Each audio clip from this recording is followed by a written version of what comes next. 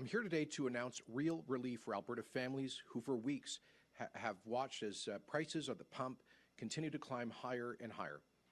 Between the uncertainty caused by Russia's invasion of Ukraine, plus skyrocketing inflation spurred on by Justin Trudeau's reckless deficit spending, and on top of all of that, his planned carbon tax hike on April the 1st, it's costing families more and more to get their kids to school and to drive to work. Alberta's government has been urging the Trudeau Liberals to listen to Canadians' concerns and address rising inflation. But instead, Ottawa is doing just the opposite. With their big April Fool's Day joke, yet another hike in their job-killing carbon tax on April the 1st. That's when the federal government will add 3 cents per litre to the cost of gas at the worst possible time. So right now, at a time when everything is getting more expensive, in part because of the pressures of Ottawa's deficit spending, Ottawa is adding to that pain by directly increasing how much it costs to take your kids to school or to hockey practice and how much it costs to drive to work. And let's be clear, these costs will drive up the price of groceries and further as it costs more and more to get delivery trucks from warehouses to stores. So here we are, after 2 years of having often lived apart, often isolated as a result of the pandemic restrictions, just when life is really starting to get back to normal, and now all of a sudden, people are worried about how they're going to pay to fill up their gas tank and buy their groceries. That is why I am announcing a bold decision that will give real relief to Albertans struggling to keep up with increasing costs. Alberta will end the collection of the provincial fuel tax. This means the price at the pump will drop by 13 cents a litre, putting money back into the pockets of Albertans. This will apply to gasoline and diesel, including marked fuel. This massive tax relief is a response to skyrocketing costs at the pump and is going to provide Albertans with the relief that they need when the cost of everything's going up. As a result, this relief is based on a sliding scale for oil prices. When the price of oil is over $90, that's West Texas Intermediate, per barrel, the fuel tax will be removed completely. When the price of oil is less than $80 per barrel of WTI, the fuel tax of 13 cents per litre will be in full effect. And that protects Alberta's budget, it protects our fiscal health as a province, because as those oil prices go up, so too do revenues to the provincial treasury. So this is a fiscally responsible measure that will only provide this relief if, in fact, the province is generating significantly additional revenues.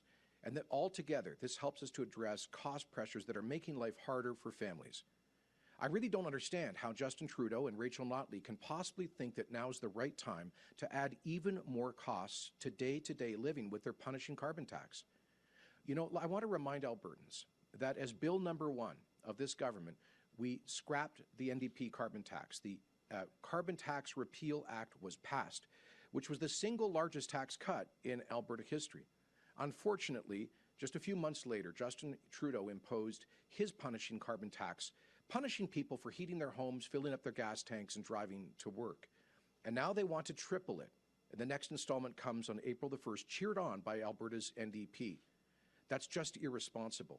And so the measures that we are announcing today are the way that we can provide the relief that we offered in scrapping the carbon tax in the first place. So for Albertans who are looking at the price of everything going up, from fruit and vegetables to fuel, this is real relief. On top of ending the fuel tax, we'll also provide relief to families and small businesses struggling with the higher cost of electricity. Alberta families who have consumed less than 250 megawatt hours of electricity, and that's the vast majority, that's almost all households, they'll receive a $150 rebate on their electricity bills for this past winter. We'll take action as soon as possible to introduce legislation and get this done. It may take a bit of time for Albertans to actually receive the rebate, as we have to work with over 45 energy providers in the province, but rest assured this relief is coming, and Minister Nally will provide more details in a moment. Albertans told us they needed relief from rising costs. We've heard them loud and clear. And that's why today we are taking this bold action to soften the blow of inflation, especially on the cost of energy. With that, I'll introduce our Finance Minister, Travis Toews, to provide some more details.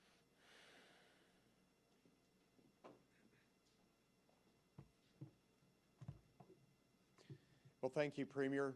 As the Premier mentioned, Albertans have been voicing their concerns about inflation and the rising costs of living and calling for action. When I spoke with Albertans ahead of this year's budget, affordability was one of the main issues I heard about. To be more specific, people were worried about inflation and the consistent price increases that they're seeing for the basic goods they need to provide for themselves and their families. In Budget 2022, announced just 2 weeks ago, we provided relief for Albertans across the board. It provides relief for low-income students in high-demand programs with $15 million in non-repayable supports. It provides relief for parents of young children with $666 million this year alone to bring childcare costs down and create more spaces. It provides relief for Albertans in rural and remote locations by making affordable, accessible broadband a reality with a $390 million investment over 4 years. It provides consumer protection for Albertans against high natural gas prices.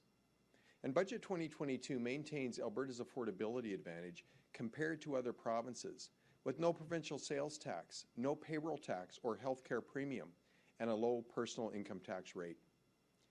Alberta remains the most affordable and best place in Canada to live, work, and raise a family. However, the inflationary environment we find ourselves in is in part an unfortunate reality of the federal government's inflationary spending and lack of fiscal restraint.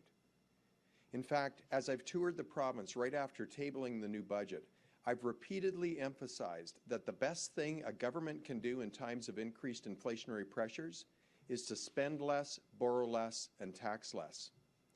Today, we're here to announce a fuel tax relief measure so that Albertans will pay less tax at the pump. Today, on top of the affordability initiatives in Budget 2022 and Alberta's affordability advantage, we are taking further steps. Albertans will see immediate relief on April 1st with a drop of 13 cents per litre at the pumps. The change to Alberta's fuel tax will put money back in Albertans' pockets at a time when other levels of government seek to take more out. It will apply to gasoline and diesel, including marked fuel. The program will be reset on a quarterly basis based on a sliding scale of WTI prices. When the price of oil is less than $80 per barrel of WTI, the fuel tax of 13 cents per litre will be in effect. However, as WTI prices increase to over $90 per barrel, the fuel tax will be removed completely. I know many Albertans are feeling like their dollar doesn't stretch as far as it used to. And in addition to the rising costs of many goods and services, we're seeing sticker shock at the gas pump as well. We've heard your concerns and your calls to make life a little bit easier. We will continue to provide support where we can and call on all other levels of government to do their part as well. Thank you.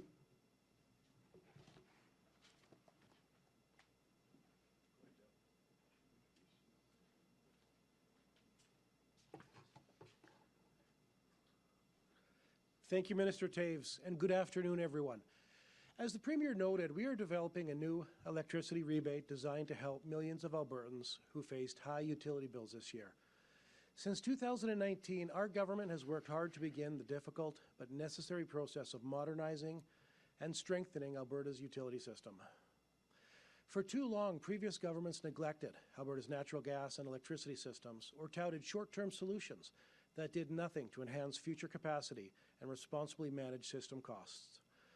Alberta's government is working hard to support a competitive market that provides choices to consumers and competitive market conditions in the face of decarbonization efforts. However, we also committed to standing up for hard-working Albertans. As the Premier and Minister Toews both noted, the cost of living and inflation are soaring right now. Increases in wholesale natural gas and electricity prices have meant higher bills for families and businesses across our province. What's more, the carbon tax is about to make this problem even worse, and Justin Trudeau has been punishing Alberta families for simply heating their homes in the winter. In addition, previous governments' failed utility policies are also costing us a fortune.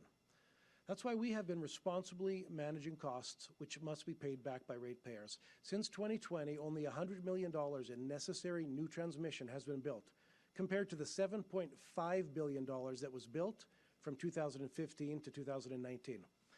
This is a direct result of our commitment to bringing fiscal responsibility to the electricity grid in Alberta. To make things worse, a hasty coal phase-out was celebrated by the NDP government, who failed to warn Albertans this shift in our energy supply would be punishing to everyday Albertans. That is why we are announcing an innovative natural gas price protection program last month, a program that creates cost certainty to shield Albertans from the alarming price spikes recently seen in Europe. That rebate program will give Albertans certainty that a historic gas spike will not hit their pocketbooks. Now, today's announcement will offer short-term relief on the electricity portion of their bills. As the Premier stated, Alberta's government will also be launching a new electricity rebate that will help millions of Albertans with their bills.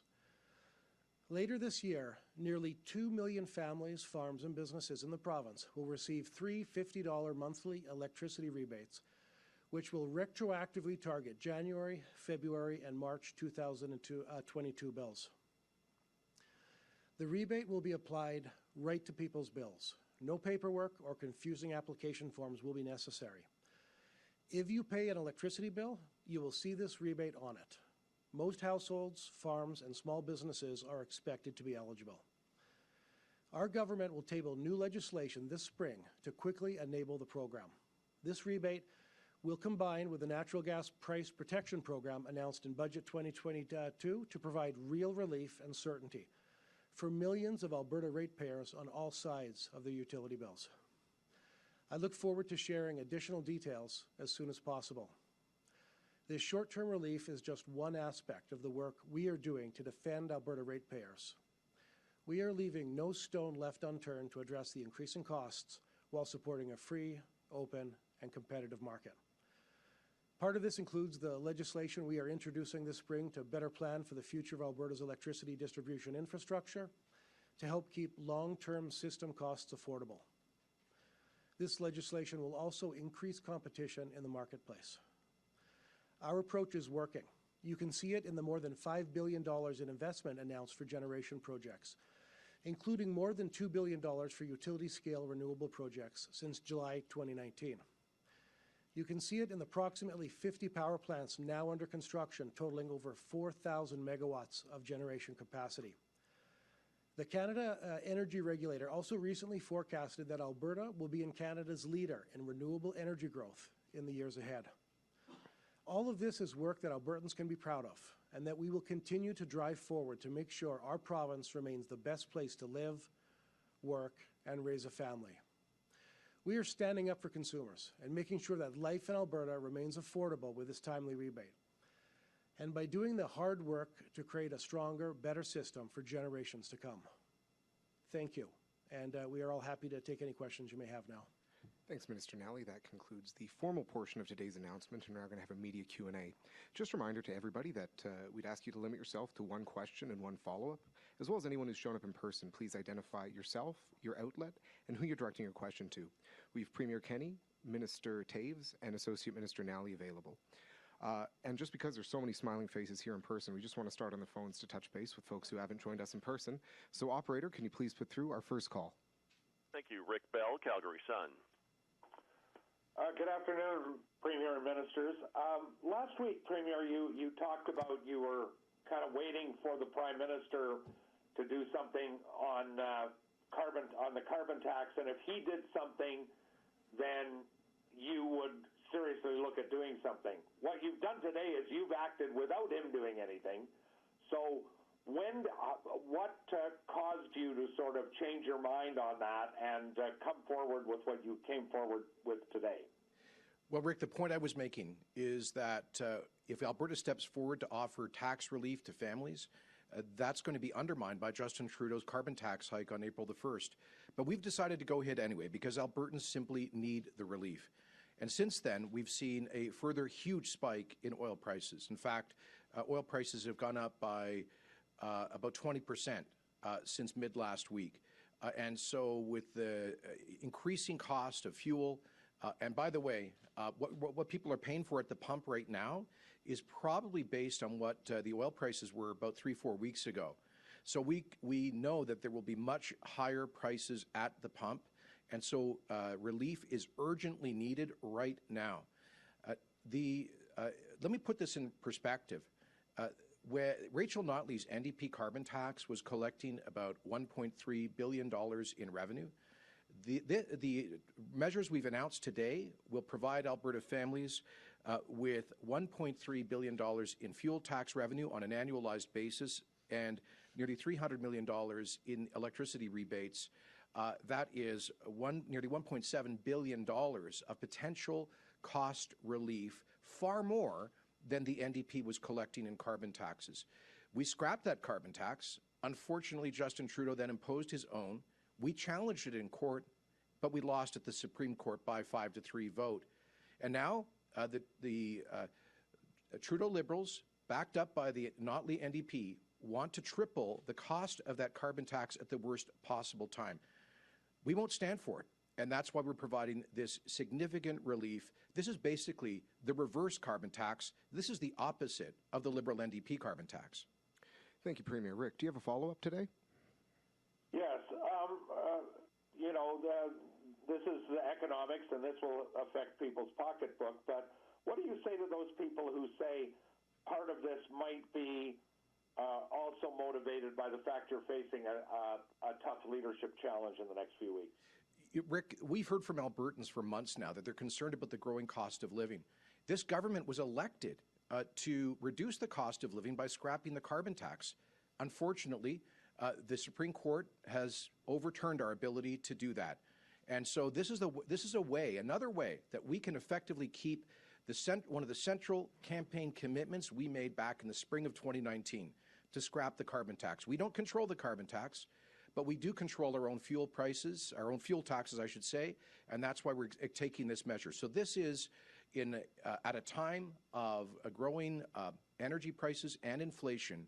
This is a way that indirectly that we can keep the spirit of our carbon tax scrap commitment of spring of 2019. Thank you, Premier. Operator, can you please connect our next call? Safe Kaiser, City News. Hi, good afternoon. Thanks for taking my questions. Mr. Premier, since gas stations build that 13 cents a litre tax into the actual pricing shown, I'm wondering how you'll be sure those stations will actually drop those prices by 13 cents and, people save that money and they don't just collect the profit. Absolutely. Great question, Safe. So first of all, we would like to have this 13-cent reduction in the provincial fuel tax apply tonight, immediately. Unfortunately, those retailers have already purchased their fuel based on that tax being in place. And so we have to spend a little bit of time working out how to unroll the tax in their current inventory. That will take us a couple of weeks, which is why this will not be able to come into effect until April the 1st. If we could do it any quicker, we certainly will, but we believe technically it'll take a couple of weeks for us to unroll the excise tax that's already embedded in the fuel that they purchased. But we will be making it absolutely plain to the gas retailers that they must pass on this full savings to Alberta gas consumers. We'll be monitoring that very closely, and Minister Toews will have more to say about that. Yes, well, thank you, Premier. Absolutely. We will be paying attention to the pricing behaviors of retailers, and we'll be providing enough time so that retailers can effectively be confident that the tax that's built into their current inventory will be rebated. Ultimately, on top of that, we really do have quite a competitive retail system for the distribution of gas and diesel, and there will be competitive forces that I hope would not only take it down 13 cents, but even beyond that. Just add before you come back to it. One problem here, Safe, is that as we take down the Alberta gas tax on April 1, Justin Trudeau wants to raise his carbon tax. So we take it down by 13 cents, he adds 3 cents. It's a net 10-cent difference. So I will be introducing a motion in Alberta's legislature calling on the Prime Minister to park his carbon tax hike. I mean, look, what the Liberals and NDP always wanted with their job-killing carbon taxes was to make energy unaffordable for people. Well, guess what? They've got that right now. So stop kicking the consumer when the consumer's already down. Thank you, Premier. And Safe, did you have a follow-up today? I do. Not sure if this is better asked to the Premier or maybe the Finance Minister since he's there, but just wondering how this reduction of 13 cents per litre will affect the surplus that was expected with this latest budget. Now, I know you explained the sliding scale a little, but surely you would still lose out on some of those taxes, no? Well, one of the great things about this major tax relief is that it will not negatively affect our balanced budget position. The budget that Travis just tabled was projecting a oil price benchmark of $80 a barrel, and in fact, if the price goes below $80 a barrel, the excise tax will continue to apply. But if we actually experience $90 WTI oil prices over the course of the forthcoming fiscal year, that would be worth an extra $5 billion in Alberta revenues. If prices average out at, sorry, am I getting the increments correct here? Yeah, if they go to $100 a barrel, we're $10 billion ahead. So this is a budget protection measure to ensure that we don't jeopardize our hard-fought balanced budget. Travis, you'd like to comment more? Sure. No, Premier, you've covered it. As you noted, at $80 WTI, this program would start to kick in. And as I think you all recall, we had projected $70 WTI in the upcoming budget. And with $70 WTI prices, again, we were projecting a budget surplus of $500 million. So to get from $70 to $80, that's a $10 price spread differential in WTI. And the sensitivity on government revenues right now for every dollar move in WTI is $500 million. So the move from $70 to $80 WTI will land another $5 billion in the province's fisc. And this program, if it's in fact implemented in place all year, in other words, if energy prices stay high for a full fiscal year, it will cost us approximately $1.3 billion. So we will be ahead fiscally in spite of the fact that we're able to provide this deep tax relief for Albertans. Thanks. And thanks. I just need to correct. I got the increments wrong because oil prices have been moving so quickly. Yeah, the budget projected $70 WTI, and this kicks in at the tax relief at $80 WTI, which would be when we're $5 billion ahead in terms of projected royalty revenue. This again, there is budget protection built into the whole program. Thanks, Premier. If we do have time at the end of this, I'll hop back to the phones. But for now, we're just going to take our first question from the line. Hello, Janet French from the CBC. Is mic on? I'm just following up on the math that I just heard. So if you're potentially at $80 a barrel drawing in $5 billion extra into the Treasury, but spending $1.3 billion on rebates, why not pass more of those expected savings onto consumers through other rebates for cost relief? Well, we are. Thanks, Janet. So the answer is we are. First of all, through the electricity rebate measures that Minister Nally just announced, which would cost the Treasury about I shouldn't say cost the Treasury, it's a $280 million fiscal benefit for Alberta families. So that's very significant. In addition, we have announced a trigger for gas price relief if gas prices for natural gas hit $6.50 a gigajoule, then there would be a rebate as well from the Alberta Treasury. So when you add all of these measures up, it's very significant. In fact, the $280 million in savings from the electricity rebate, plus the $1.3 billion savings in the fuel tax relief, is a total of nearly $1.7 billion. To put that in context, that is almost 25% more than the amount that the NDP squeezed out of Alberta taxpayers through the carbon tax. So we came to office on a commitment to scrap the carbon tax in order to reduce the cost of living. And now with these measures, we're actually going further than that initial commitment if the prices are in the range of over $90 a barrel, with a total of $1.7 billion in consumer savings. In addition to that, as I say, there's that gas price protection in place. And Janet, you can go ahead with your follow-up. Yeah, just to follow up about your upcoming trip to Texas. You've said that Alberta could be poised to step in and replace some of those Russian petroleum products should people choose to sanction that country. But can you please explain to me more practically, what is your idea for how Alberta could, in the short term, replace some of those products, get them to market? How would Alberta ramp up production? How much production do we have the capacity to ramp up in the coming weeks, and how would we get it to the U.S. and to Europe? Great questions. Thank you very much. And I'll be speaking exactly on those points in Houston at the major global oil and gas conference this week, together with Minister Savage.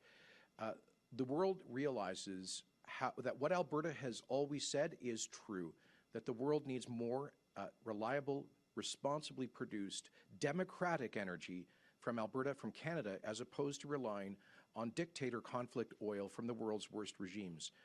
Even today, Boris Johnson, the Prime Minister of the United Kingdom, has said that North America should be given, quotes, a climate change pass to help wean the European Union and other markets off of Russian oil and gas. And so discussions are evolving on this rapidly. I will be speaking to not just global energy leaders, but also U.S. political leaders at Sierra Week and in the days to come about whatever we can do as rapidly as quickly to get in additional infrastructure built on an urgent basis. It's a matter of global security urgency that we get this done as quickly as possible. Now, there is some flex in the current pipeline infrastructure for Alberta Energy.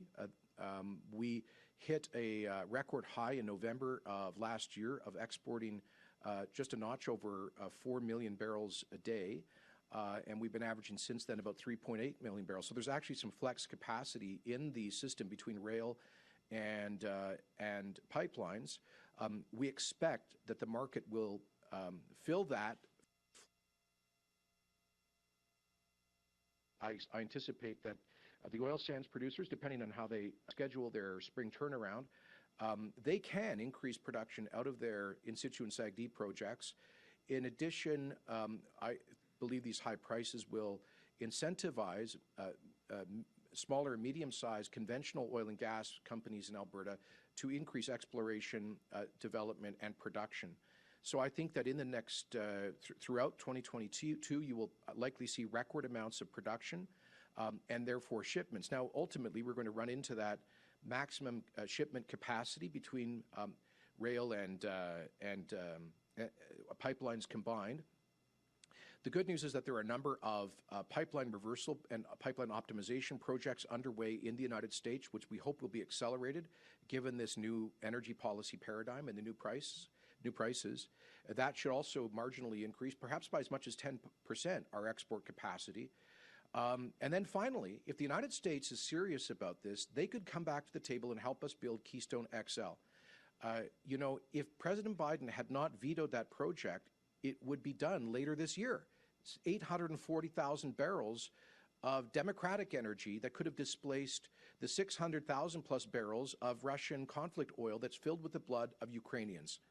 Now, instead, President Biden's White House is talking about him going cap in hand to Saudi Arabia to ask the kingdom to increase its production while Saudi Arabia is using oil money to drop barrel bombs on Yemeni civilians. He's also negotiating with to end the oil sanctions on Iran, a regime that has dropped bombs on civilians in Syria through the Assad regime. And apparently they're also negotiating lifting sanctions on Venezuela, a regime that kills its political enemies and is one of the worst human rights violators on the face of the earth. None of this makes sense. And so I will be speaking truth to power in the bluntest terms possible, that if the U.S. administration wanted, instead of going cap in hand to the Venezuelan, Iranian, Saudi, and dictatorships to replace Russian conflict oil, we could turn this around, I believe, in less than a year. With the infrastructure that was already put in place, the pump stations, the pipe that's been strung on Keystone XL, we could get that done by the very latest at the first quarter of 2023. Now, that may not replace Russian energy immediately, But Putin's been playing about a 10-year game on his Russian invasion. So surely with a little bit of focus and intensity, we could get this done, in addition, of course, to the Trans Mountain expansion, which is still scheduled to come on stream likely in the first quarter of 2023, a year from now, which will add over 500,000 additional barrels of shipment of Alberta oil. But on top of those that I just described, the oil piece, we also need to move fast on LNG. And that means completion of Coastal GasLink. It means clearing any remaining regulatory hurdles to the completion of the $35 million LNG Canada project. It also means, and we are approaching the federal government about this, we need to get behind and ensure the completion of a second major West Coast LNG project.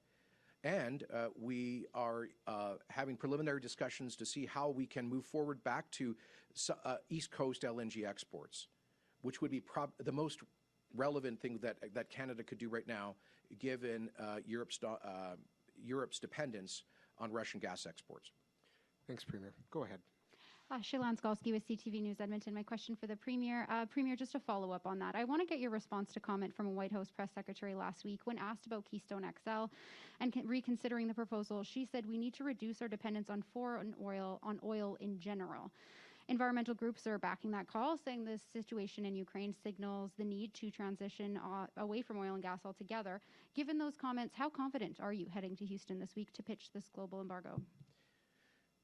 Well, you see a growing number of key policymakers in Washington and in the United States saying that U.S.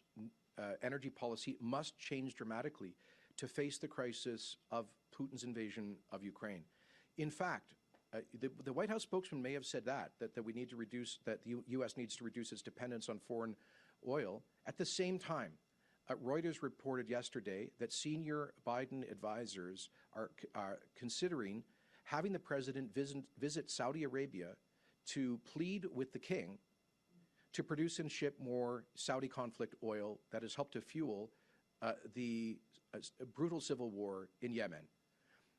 Also last week, reports that the White House is negotiating with Venezuela to drop sanctions so that they can increase production of dirty conflict foreign oil.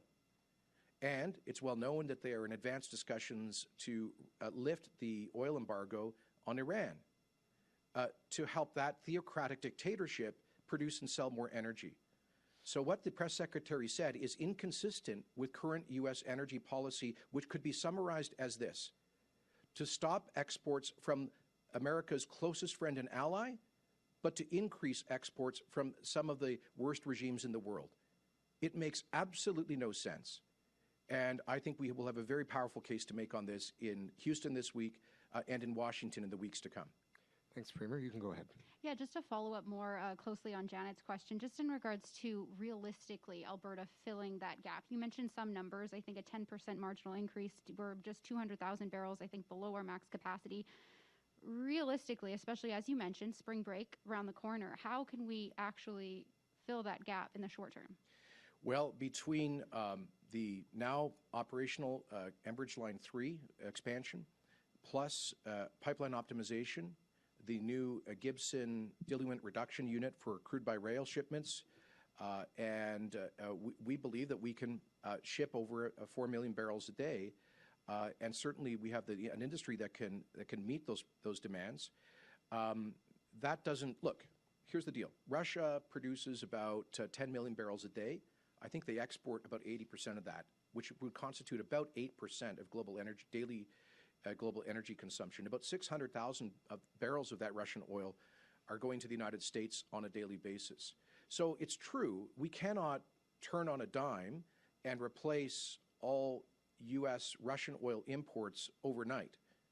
That's because Justin Trudeau vetoed Northern Gateway, killed Energy East, and Joe Biden vetoed Keystone XL. So it's true that our capacity is limited because of irresponsible energy policy from these administrations. But we shouldn't allow the mistakes of the past to prevent us from a sane energy policy in the future.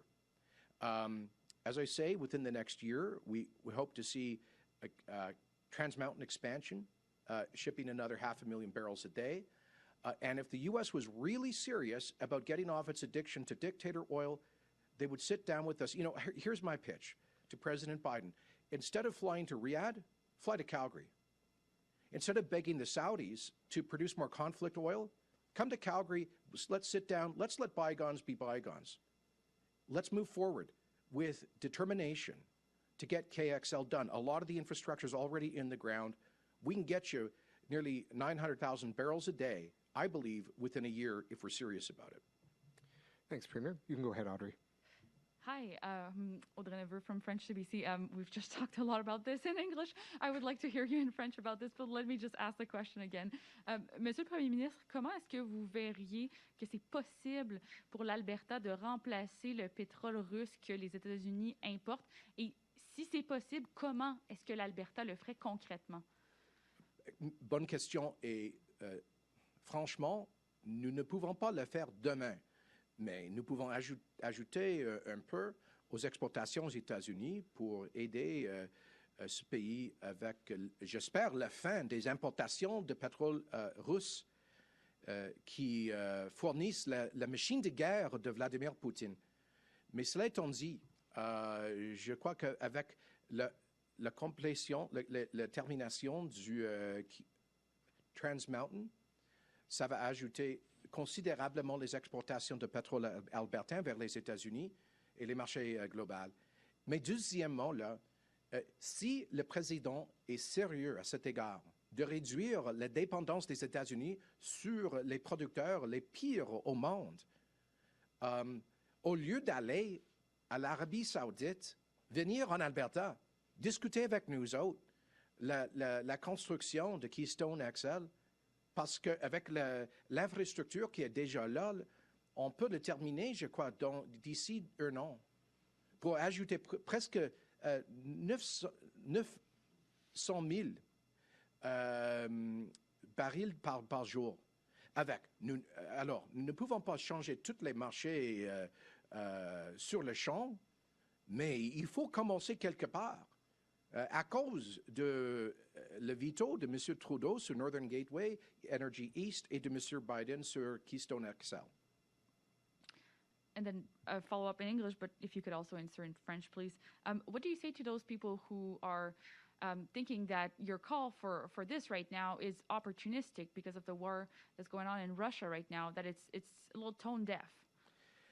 Nothing could be further from the truth. In fact, just yesterday, Ukraine's foreign minister said, I'm just finding the quote, let me, by the way, I mean, even Elon Musk, the inventor of the Tesla, has said, hate to say it, but we need to increase oil and gas output immediately. Extraordinary times demand extraordinary measures. The Ukrainian government has pleaded with the world to stop exports of Russian energy and to have it replaced by North American energy. The Prime Minister of the United Kingdom, who chaired the Glasgow Climate Summit just a few months ago, is saying that North America should be given a pause on climate policy in order to produce more energy to replace Russian energy. This is not just Alberta. This is the whole world now joining Alberta in the message we've been conveying for years. I'll say that briefly in French. Le gouvernement de l'Ukraine a exigé le monde à terminer les exportations de l'énergie russe. Le Premier ministre du Royaume-Uni, qui a présidé le sommet de Glasgow sur le changement climatique dernièrement, il a exigé que l'Amérique du Nord produise davantage de pétrole et de gaz naturel pour remplacer les exportations russes. Et même l'inventeur de Tesla, Elon Musk, a dit que c'est urgent que le monde augmente la production de pétrole et de gaz. Alors, je crois que c'est un consensus global et ce n'est pas seulement un message albertain. Catherine Gurkowski with Alberta Today. Just to follow up on Safe's question about the consumer protections, just making sure that gas stations don't pocket this. I heard you say you're going to monitor, but is there any regulatory or legislative protections or teeth to make sure that they aren't pocketing this? Great question. And again, we'll be monitoring it. We don't have legislative ability to set fuel prices, but we have two things right now. We will put pressure on gas realtors or retailers to ensure that they're passing along this tax saving to consumers. On top of that, we do have quite a competitive retail sector in gasoline and diesel fuel products. And so I expect that those competitive forces will be at work, but we'll be monitoring and ensuring that they're passing along these savings to consumers. And a follow-up to the Premier. Before you were even Premier, this has been your message that we should not be supplying the world's oil through dictator oil, that we need ethical oil. You've created a war room, you have been doing trade missions, and yet with this Russian invasion, Biden's picking up the phone to Saudi Arabia and Venezuela, not you. So what is going to change about your communication, or why do you think they're not picking up the phone and saying, yeah, let's get KXL? So I was in Washington asking that question just a few weeks ago. I met with the leaders of the top U.S. unions, big supporters of President Biden's election, all of whom were also big supporters of Keystone XL, and they couldn't understand it. They basically said to me that they couldn't find anybody in the administration who understood traditional energy markets. And so all I can say is I hope that this is an awakening, a rude one, admitted, but I hope this is an awakening. I expect in the next few days to be speaking to the chairman of the Senate Energy Committee, Joe Manchin, a Democrat and a critical voice in the American Congress, about this issue as he pushes forward on this. And, you know, I would just say to the Biden administration that the way the Americans cannot afford massive increases in oil and gas prices, but they do not want to pay for dictator oil. So, as best we can tell, the reason that President Biden vetoed Keystone XL was it was political payoff to a particular left-wing constituency within his party. And I understand politics sometimes results in bad policy. But during a disaster like this, national security and the vital interests of the global economy must prevail over sectoral political interests. So that will be our message to the United States. And you know what? Who else should be picking up the phone? Because the President of the United States does not speak to Canadian premiers. You know who should be picking up the phone to make that call and deliver that message? His name is Justin Trudeau. He is the head of a government of a country with the third largest energy reserves on Earth. He should be making that call. You know, he's going to be doing photo ops around Europe right now. Here's something he could meaningfully do to disempower Vladimir Putin, and not just Putin, but the mullahs of Iran, the socialist dictators of Venezuela, and the OPEC dictatorships. He could pick up the phone and say, Joe, let's let bygones be bygones. Let's work on North American continental energy security. I'm looking for that kind of leadership from our national government. Thanks, Premier Kenney. We will be jumping to the phones right after we take our last question from the floor. Thank you. Go ahead. Thank you. It's Amber Goslin with the Western Standard. This is a question for the Premier.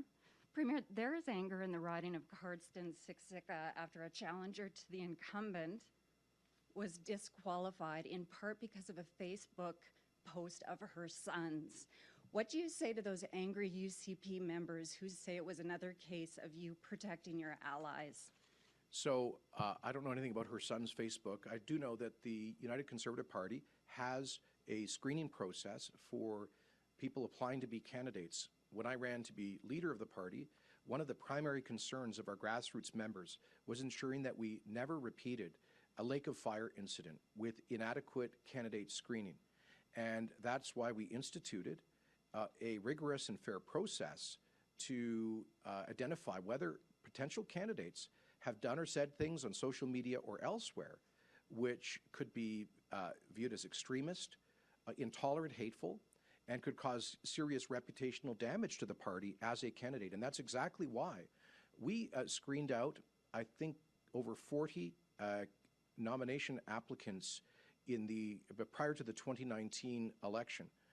And to be honest, our research wasn't sufficiently comprehensive. We still had some challenges that we had to address.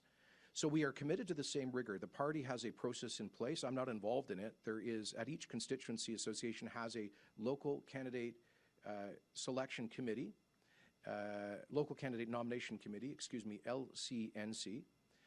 And the provincial party has a candidate screening committee made up of 10 members, half of whom are elected members of the provincial UCP board, and half of whom are representative of grassroots members.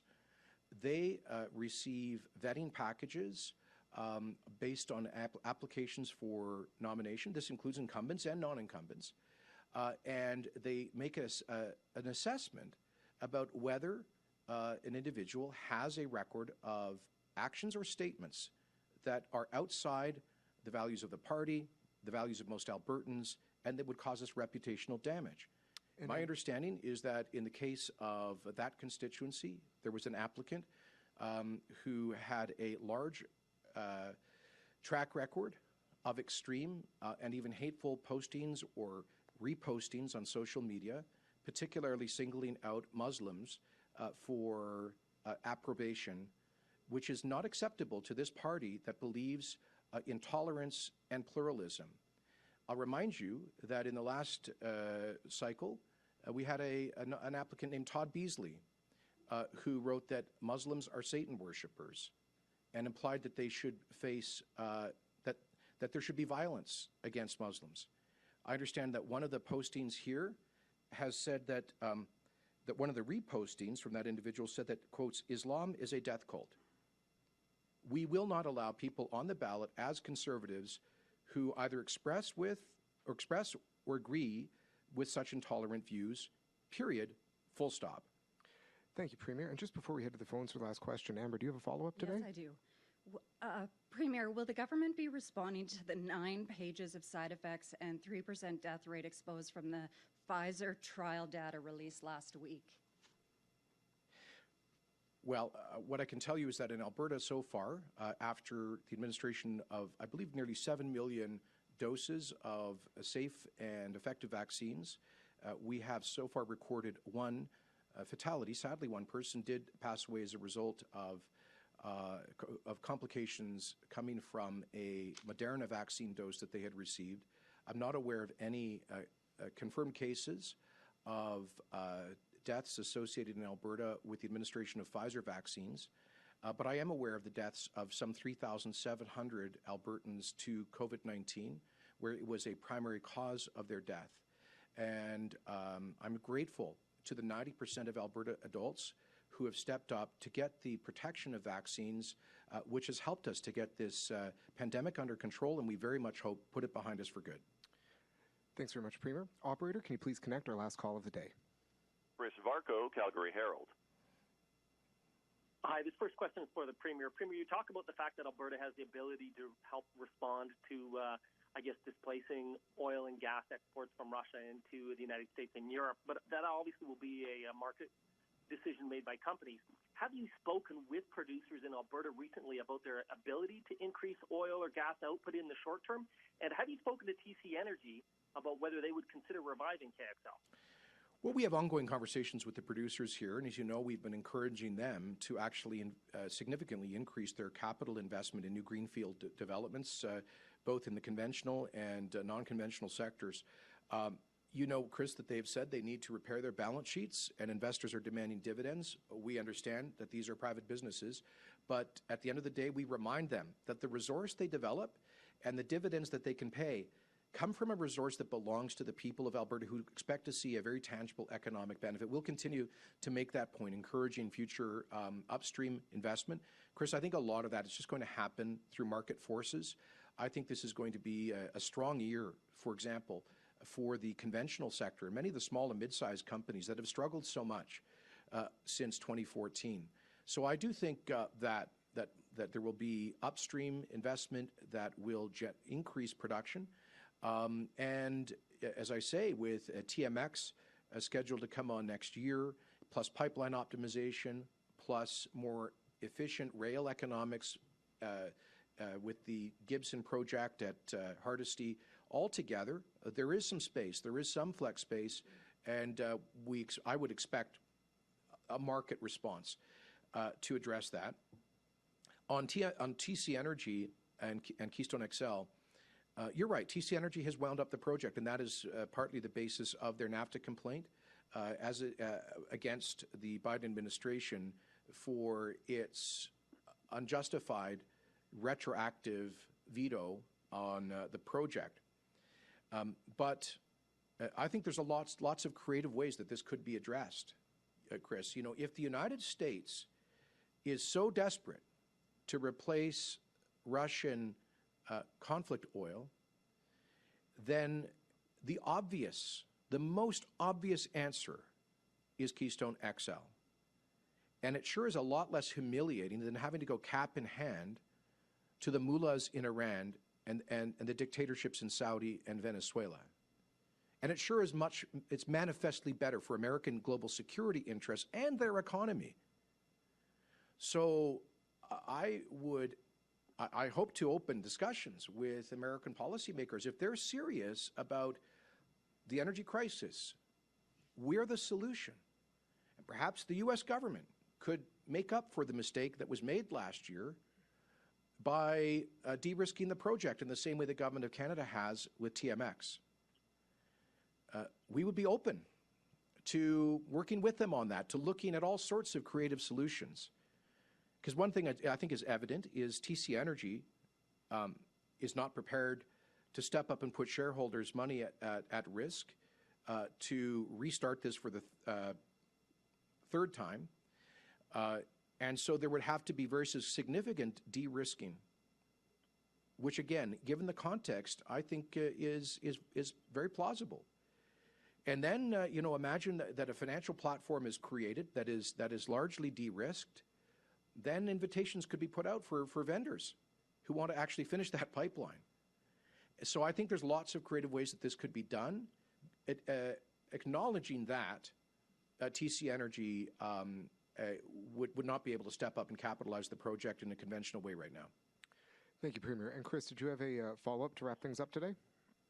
Yes, and this is either for the Premier or maybe this is for Minister Nally, but I'm wondering how long will these two measures that are being announced today be in place for, both for power and for gasoline?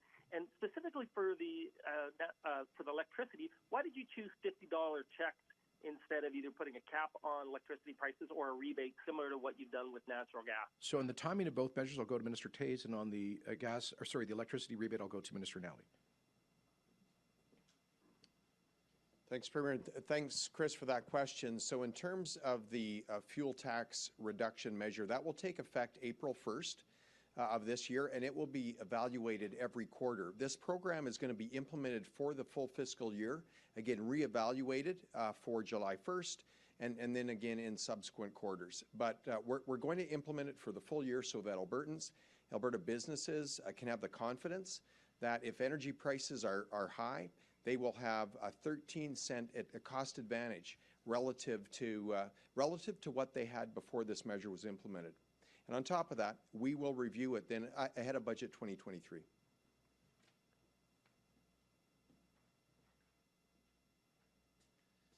Yeah, thank you for the question.